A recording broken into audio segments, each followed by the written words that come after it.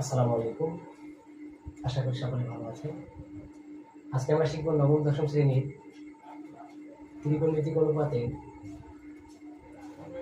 9.1-এর যে অঙ্কগুলো আছে সেই অঙ্কগুলো সমাধান করার জন্য আমাদের মোটামুটি 23টা সূত্র জানতে হবে।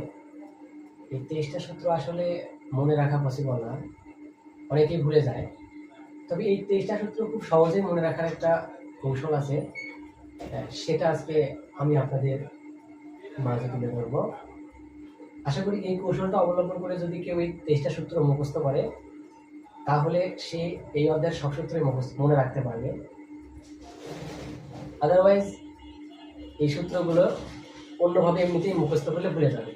আর যদি আমি যে এখন কৌশলটা দেখাবো এটা যদি ফলো করে তাহলে আশা করা যায় সে 23টা সূত্রই মনে রাখতে পারবে। প্রথমে আমি যে টেকনিকটা দেখাবো সেই টেকনিকটার মাধ্যমে 8টা সূত্র মনে রাখা পসিবল।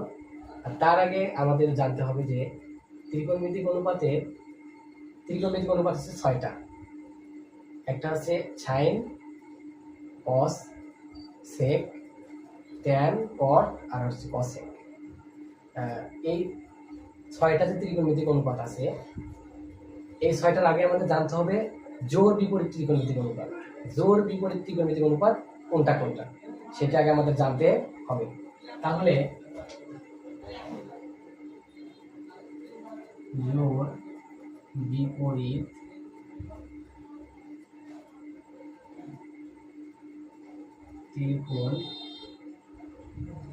ত্রিকোণমিতিক অনুপাত। জোড় বিপরীত ত্রিকোণমিতিক অনুপাত আগে জানতে হবে আমাদের। জোড় বিপরীত ত্রিকোণমিতিক অনুপাত কোনটা কোনটা সেটা আমি একটু দেখাচ্ছি। সাইনের বিপরীত হচ্ছে কোসেক,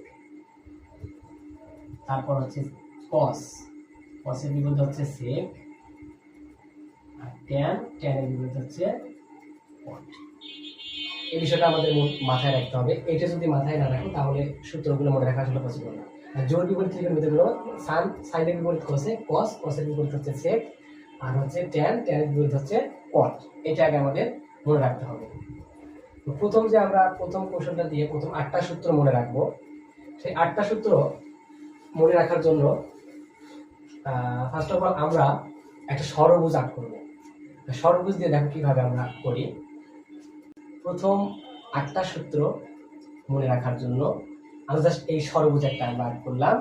এই ষড়ভুজের একটা জিনিস মাথায় রাখবা, এখানে শুধু 1 লিখবা, লিখে এখানে লিখবা ট্যান, এখানে লিখবা সাইন, এখানে লিখবা কস। জাস্ট এই 3টা জিনিস মনে রাখলে আর 1 মনে রাখলে তোমার প্রথম 8টা সূত্র খুব ইজিলি ভাবে তুমি মাথায় রাখতে পারবা। বললাম জোড় বিপরীত, তার আগে তোমাকে জোড় বিপরীত ত্রিকোণমিতিক অনুপাতটা মাথায় রাখতে হবে যে সাইনের বিপরীত হচ্ছে কসেক, কসের বিপরীত সেক, আর ট্যানের বিপরীত কট। আর সেই জিনিসটা আমরা লিখবো। দেখো ট্যানের বিপরীত কি কট, কসের বিপরীত কি সেক, আর সাইনের বিপরীত কি কসেক। এই যে আমাদের দেখো 8টা সূত্র খুব ইজিলি আমরা মনে রাখতে পারবো। দেখো সাইন, যখন বলবো সাইন সমান কি, সাইন সমান 1/cosec। আবার যখন বলবো cosec সমান কি 1/sin। আবার যখন বলবো cos সমান 1/sec। আবার sec সমান 1/cos। আবার যখন বলবো tan তখন 1/cot। আবার যখন বলবো হচ্ছে cot তখন 1/tan। আমি সূত্রগুলো লিখে দিচ্ছি। দেখো সাইন, তাহলে সাইন সমান 1/cosec, 1/cosec। আবার cosec যখন বলবো, cosec বললে 1/sin। আবার cos যখন বলবো, cos বললে হচ্ছে 1/cosec বলতে হচ্ছে sec। আবার sec যখন বলবো তখন 1/cos। আবার tan যখন বলবো তখন হচ্ছে 1/cot। আবার cot যখন বলবো তখন হচ্ছে 1/tan। এত সহজ না? যদি এই চিত্রটা একটু তোমার মাথার মধ্যে রাখতে পারো তাহলে তোমার প্রথম যে 8টা সূত্র আছে খুব ইজিলি ভাবে মনে রাখতে পারবা। দেখো 6টা সূত্র হয়ে গেছে, আর 2টা সূত্র। কিভাবে 2টা সূত্র লিখবো আমরা? দেখো tan সমান, যখন বলবো tan সমান sin/cos, আর যখন cot বলবো তখন cot সমান cos/sin। দেখো তাহলে tan সমান হচ্ছে sin/cos, আর হচ্ছে cot সমান হচ্ছে cos/sin। দেখো সহজ না? tan সমান sin/cos আর cot সমান cos/sin। ইজিলি ভাবে এবার মাথায় রাখতে পারবা। তাহলে sin এর বিপরীত 1/cosec, ট্যানের বিপরীত 1/cot, cot 1/tan, আবার cos, cos এর বিপরীত হচ্ছে 1/sec। এইভাবে তোমরা যদি এই চিত্রটা একটু মাথায় রাখতে পারো, এই ষড়ভুজটা, তাহলে তোমার জন্য প্রথম 8টা সূত্র খুব ইজিলি ভাবে তুমি মনে রাখতে পারবা। তার আগে তোমাদের আমি ফার্স্ট অফ অল যে কথাটা বলছি সেটা হচ্ছে তোমাদের জানতে হবে জোর বিপরীত ত্রিকোণমিতিক অনুপাত গুলো, যে সাইনের বিপরীত হচ্ছে cosec, ট্যানের বিপরীত cot, আর cos এর বিপরীত হচ্ছে sec।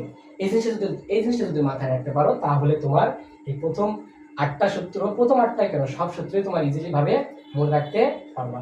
আজকে এই পর্যন্ত, সবাই ভালো থাকো। আসসালামু আলাইকুম।